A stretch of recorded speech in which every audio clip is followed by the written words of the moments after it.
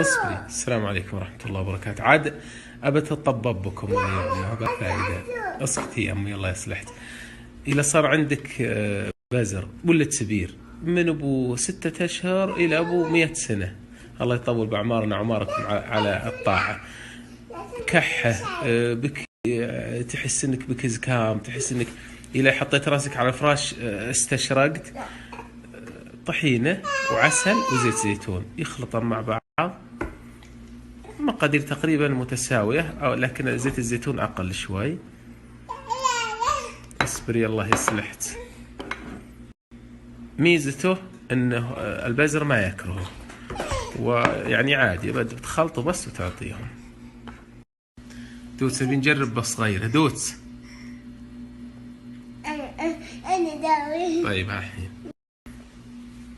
طبعا هذا وقته الحين مع البراد اصفري يسمونه، دخلة الوسم، وابد ملعقتين 3 وباذن الله تنام ما بهلا العافية.